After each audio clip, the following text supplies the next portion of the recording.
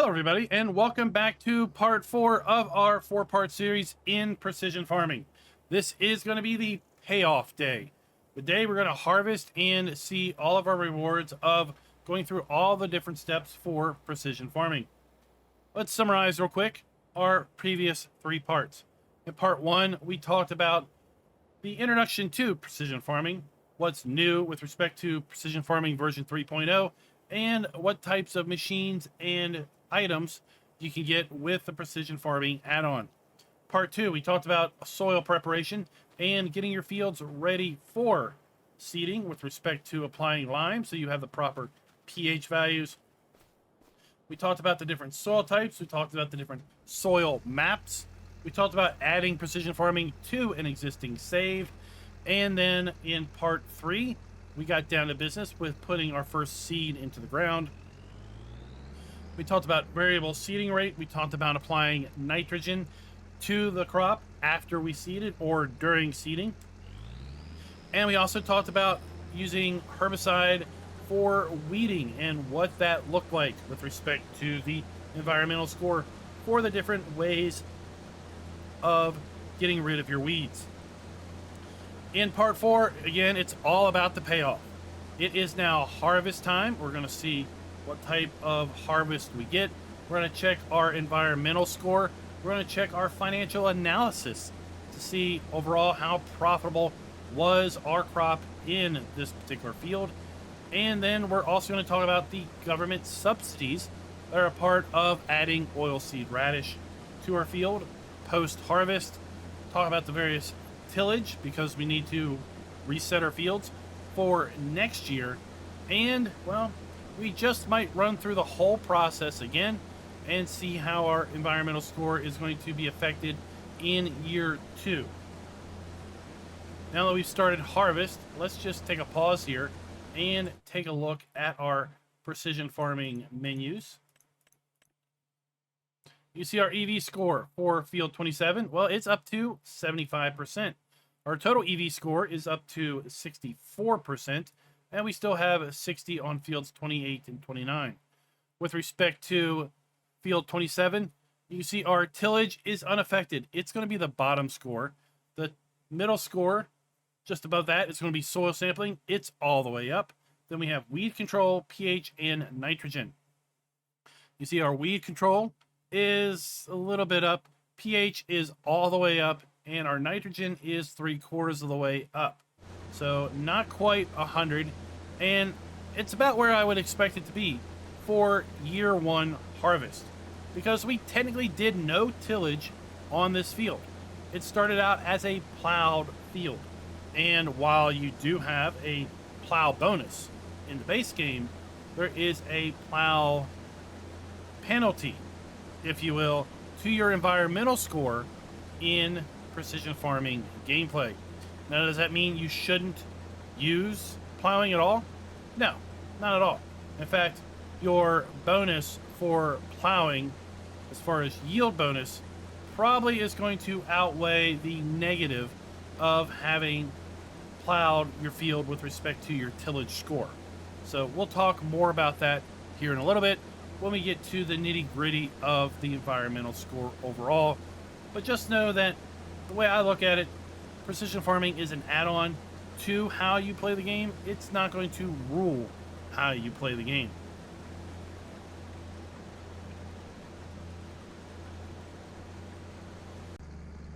As of the recording of this video, we haven't been given real information as to this new HUD that's over here on the left in our F1 menu when we have our harvester selected.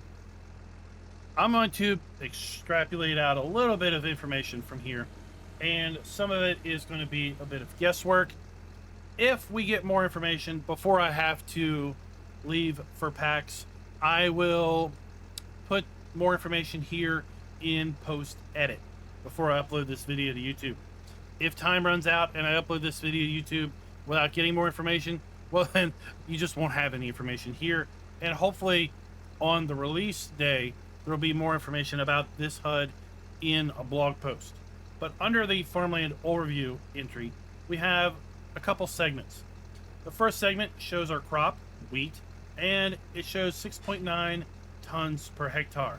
I think that's equating out to our yield that we had with respect to our crop on this field. We also have 122%. That again, I feel represents our yield on this specific field. And now we have two sections that I really don't understand. We have hash lines across a square and 0.2 hectares. If I were to just remotely, vaguely make a guess, I would say that that has to do with maybe how much field was used with respect to tram lines. 0.2% of the field was lost due to tram lines. And then the next one, I really don't know what that is representing. Again, we have some icon and then a square with tram lines and 0.2 hectares once again. If that is, I really, like I said, don't know what that is representing. And hopefully we're going to get more information about that with respect to launch day blog post, or if I get more information, then I will inject it right here. So here's the skinny. The far left of this HUD is showing us the current yield with respect to tons per hectare. So right now we see 6.9 tons per hectare, and tons are represented in 1,000 kilograms. So we're seeing we have a current yield of 6,900 kilograms per hectare. The second section of this HUD is showing 97%. That's going to be the current yield shown with respect to a percentage. It's under 100%, and 100% would be the base game yield with precision farming not installed. The reason we're seeing this sub 100% is because of the particular soil that we're currently harvesting on this field. It's suboptimal, so we're going to expect less than 100% yield overall. Our other field, we had a greater than 100% being shown. The third section is the harvested area since game start with this particular combine. Since we've just started harvesting this particular combine, we only see 0.2 hectares listed. If we've been harvesting for a few hours, then we're going to see quite a larger number reflected in this third section. The fourth section is the all-time area harvested with this particular combine. So right now, since this is the first set of fields we've harvested at all on this game save, the third and fourth segment are showing the same amount. As we would continue gameplay over gameplay sessions, that would be different. Every time you load the gameplay up and you jump into a harvester, that third section should show 0.0. The last one should count up, basically reflecting all of the field surface that you've ever harvested with that particular combine. I hope this helps explain this mystery HUD that is a part of Precision Farming version 3.0 with respect to harvesters. And back to our pre-recorded video. I'm going to hire a helper here to work field 29, and I want to jump back over to our EV score.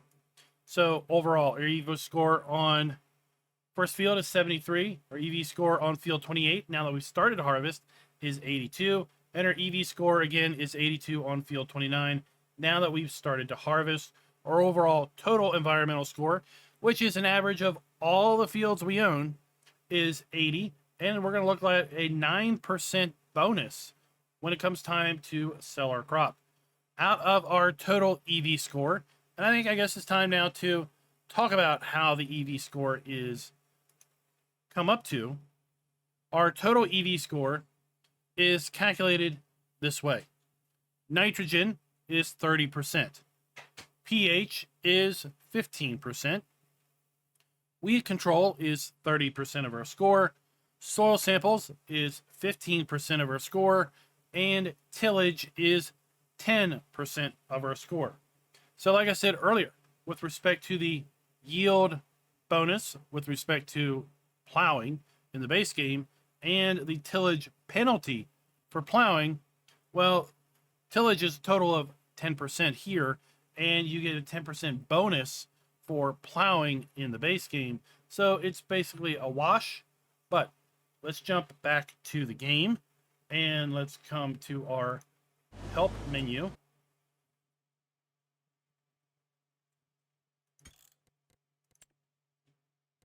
Precision farming, environmental analysis. We're going to see when we calculate out tillage. Deep tillage, like plowing, burns a lot of fuel, brings weeds near the soil surface, and makes the soil susceptible to erosion. I think it's interesting it talks about bringing weeds to the surface because when you plow, you don't get weeds. Kind of interesting. So plowing attracts 0 points. So it's a net 0, I guess, plowing and the tillage score.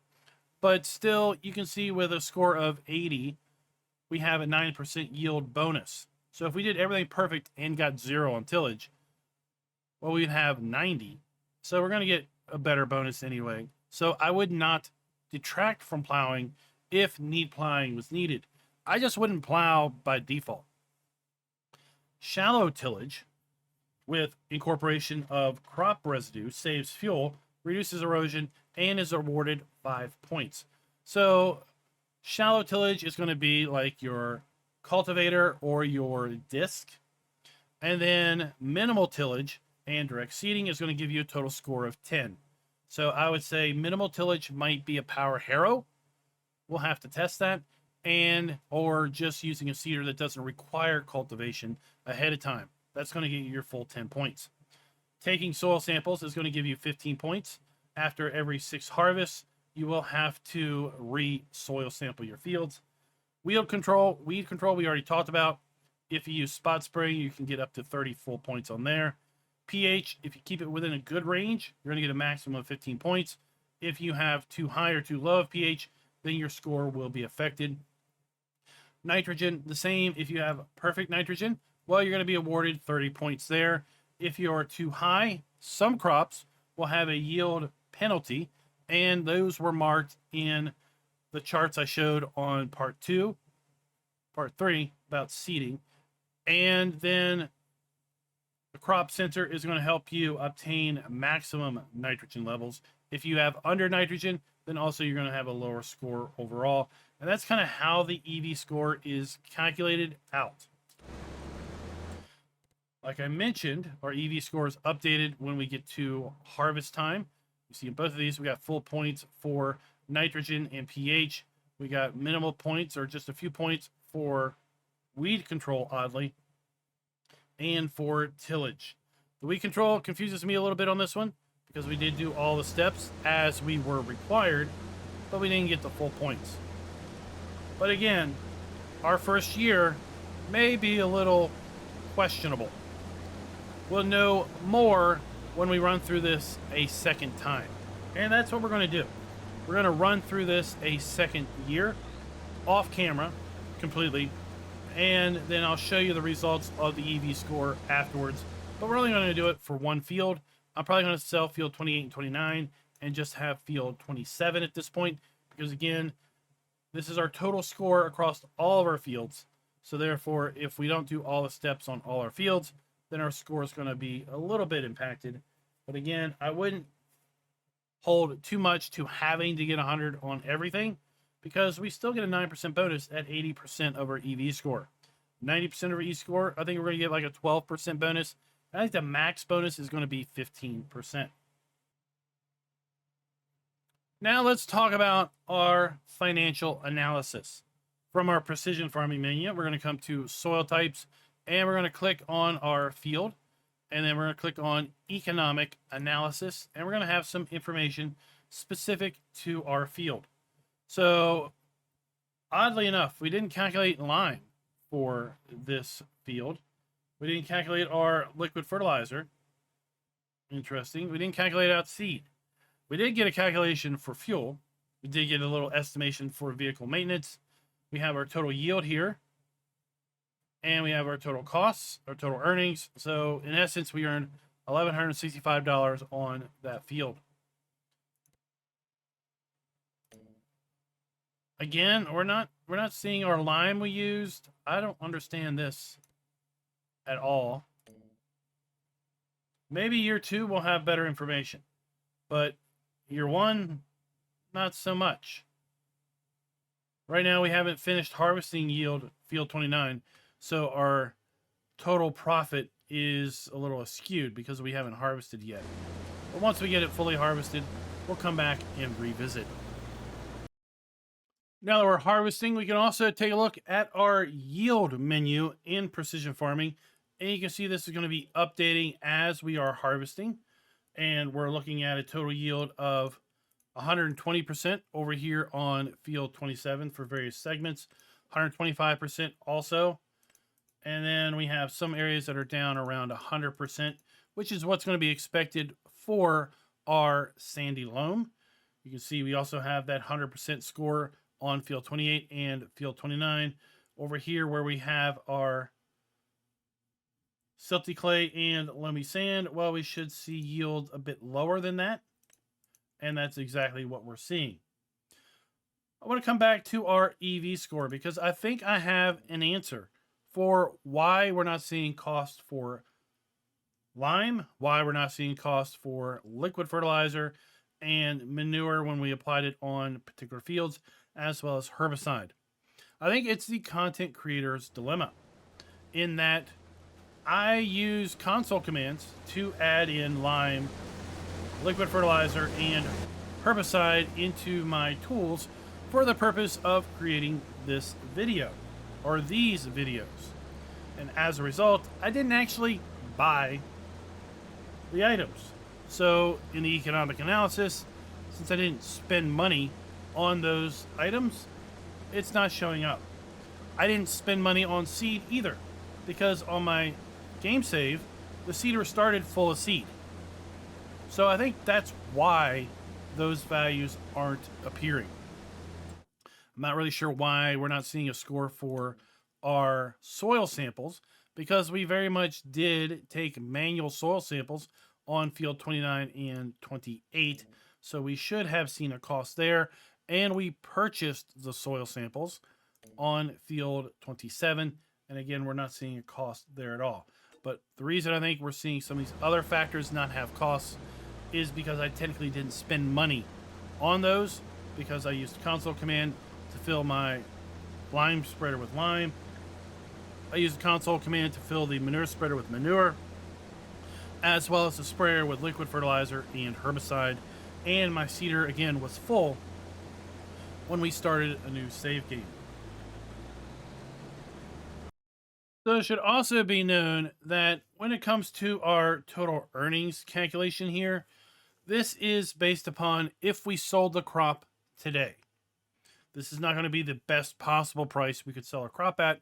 This is basically if we sold this amount of crop at today's price, this is what we could expect to see as far as total earnings. And therefore, this is what we could expect to see as total profit if, again, all of our expenses were properly calculated.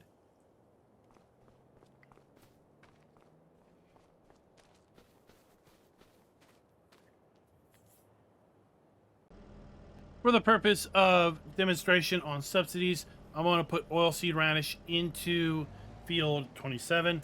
I've gone ahead and sold fields 28 and 29. So we're going to work field just 27 through a second year. That way we can minimize the amount of work we need to do in order to kind of show you how the score is going to bump from year 1 to year 2. Right now we're looking at an EV score of 73 on this particular field post-harvest. I've purchased the smallest seeder that also does the direct seeding, so we don't have to worry about our tillage score. And you see we have oilseed radish in here.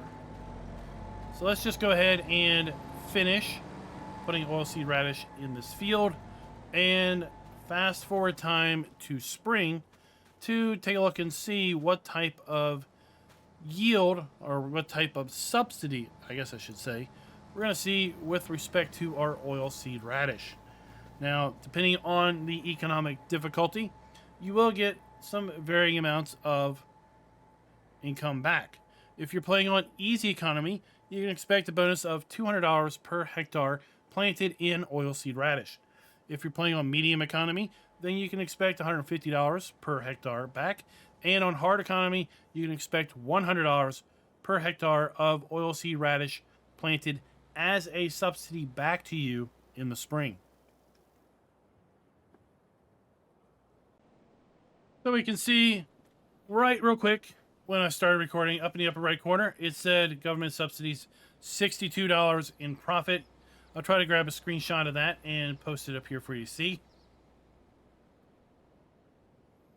And then if we come to our finances screen, we're going to see under miscellaneous income, the $62 worth of profit here in February.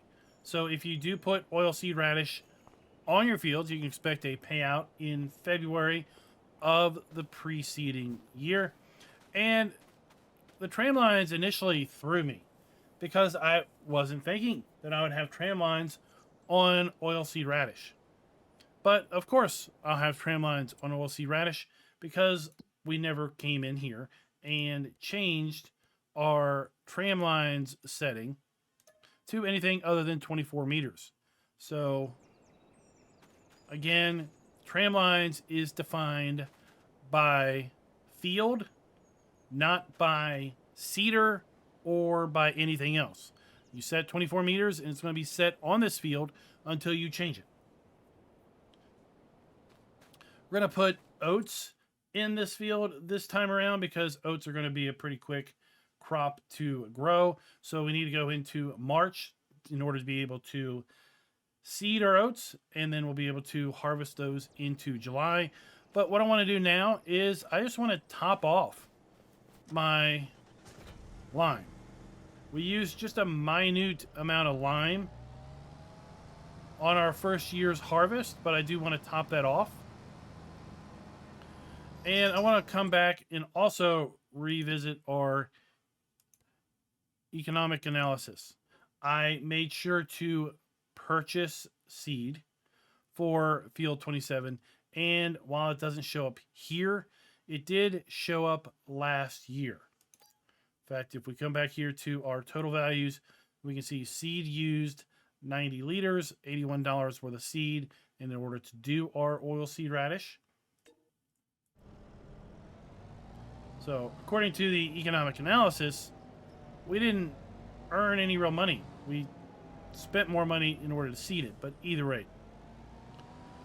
I did want to confirm that it's not a bug with precision farming. The fact that these expenses didn't appear was a direct result of me not buying the crop, but instead me adding it to the field type via console commands. We're going to turn on our lime, and we're going to top this off. You can see though, with our F1 menu on the left, we're only adding at most 0.25 units of nitrogen to the soil because we've only gone through one harvest. So the amount of lime, not nitrogen, lime, the amount of lime that we're going to be using on this field is going to be much lower. You don't have to lime after every harvest. You could go 2, 3, or 4 harvests. I typically go about 3 between liming, simply because while we will have slightly reduced EV score and slightly reduced yield as a result of having less than perfect lime levels, it's only a couple percent. And for me, a couple percent is worth losing in the time savings of not having to do lime on every field after every harvest. But you can see, you can definitely, if you want to, top lime up. And you don't use near as much as you do the first time when you're bringing the field up from that pH noise map in order to get to close to proper levels. We made it into March. We're now seeding our oats, and we are using our no-till seeder here. So we're just able to seed directly over our oilseed radish. You see we have oats in the ground. Our pH is okay. It's about where it needs to be.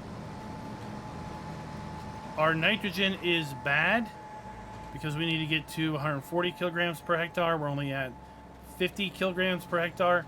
And the 50 is what's left over after our wheat harvest last year. And, well, we can see our expected yield and our yield potential. Let's go ahead and finish getting this done. I will also then hit our field with our sprayer and bring our nitrogen levels back up to where they need to be. And I think we'll come back at harvest and see where we are ultimately with our EV score. We made it up to 78 with our EV score. So we're boosting our soil sampling. Our tillage is almost perfect. Weed control, we'll get care of that. And again, our pH and our nitrogen will probably be updated when it comes to our second harvest. It's payoff for year 2. So we've done through all the steps at this point. Our environmental score is 79. We've got nitrogen at 25.9, pH at 9.7, weed control at 18, 15 soil, 10 tillage. So that did come up as we finished going through our seeding process. Let's see what happens in year 2. On our EV score, once we start harvest,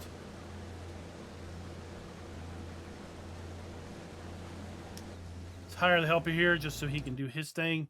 And our score is jumped up just a little bit, but we're now at 15 pH completely. 18 on weed control. Not sure what's going on there. Not sure what's going on with nitrogen, but you see the score is going up as we are harvesting. So let's just continue to harvest this all the way out and see where we go. I don't know why weed control is not bumping up. We used spot spraying both years in order to manage our weeds, unless it somehow is related to those tram lines. Because this being a smaller field, it does have a larger percent of tram lines to crop than maybe a larger field would. Let's also talk about our economic analysis. So I did buy liquid fertilizer, I did buy herbicide, and I did buy seed this go around. So we can see that we have a lime cost. We have a liquid fertilizer cost, just 26 liters of liquid fertilizer to top this up to what we needed from last year's harvest. 107 liters worth of seed, 4 liters worth of herbicide just to spray the weeds, and 36 liters worth of fuel. So our total expenses, we're sitting at $222 in year 2 to get this field ready to go. And our earnings is going to go up, of course, as we continue to harvest this crop. And there we have it. We've concluded our second harvest with precision farming on field 27. We're back to a good value of pH. Our nitrogen is listed at 45 kilograms per hectare of 140 needed. Again, that would be for oats if we were to put oats back in this field. If we take a look at our precision farming menus under yield, you see we've got pretty darn good yield on this field. We have 120 to 125% yield on our best loam soil, and we're looking at 110, 115, 105, and 100% yield down to 95 on our less than optimal soil. Our total EV score of 88. I did see up to 30 on nitrogen, and then it would bounce around. I think it's factoring in tram lines, and hopefully this gets maybe updated, because I don't think tram lines should have a negative impact on our EV score. But that's how it's being calculated now, and it's most visible on these smaller fields. I'm sure on these larger fields, which would have a much larger ratio of crop to tram lines, it would be less of an impact. But when we're talking about a smaller field, less than 2 hectares in size, well, no, actually, 0.37 hectares in size is the field itself. The farmland is 1.89 or 1.81.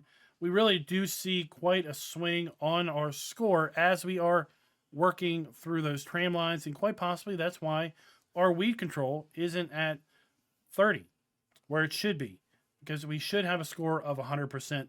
We did everything right with 100% yield, or sorry, 100% EV score. You're going to look at a 50% sale price bonus We're looking at 11% here. Still not too shabby at all, but it could be a bit better indeed. I hope you all have enjoyed this 4-part video series on precision farming. Like I said multiple times, I feel precision farming doesn't make things more complex. I think it simplifies because you have the auto function. You can tell the lime spreader to just auto apply the amount needed. You can tell the fertilizer sprayer to auto apply the amount needed. Same with herbicide, just do it automatically. And we now have the added realism benefit of the visual tram lines, a really cool aspect. We have a bonus, an incentive to do oilseed radish with respect to our subsidy. So that's nice to see as well, because oilseed radish has always been in the game, at least as far back as I go, but I rarely use it because I rarely see the benefit in taking the effort to go through that particular step. But now I might use it a bit more because I will get a little bit of a kickback in February. Let me know your thoughts down in the comments below. Did I explain precision farming good? Did I explain it well enough for you to understand if you're new to the game? Again, I'd love to know and have some feedback on that. I hope you do enjoy your own precision farming gameplay, because I really do think it does add a lot to the game, even though it, for me, kind of simplifies everything and just makes it a bit easier to go on. I really have enjoyed using precision farming since it released in Farm Sim 19, and I do hope it does continue as we progress through the next game after Farm Sim 25. At some point, I think it should just be included in the base game as opposed to being a free add-on. And until next time, happy farming.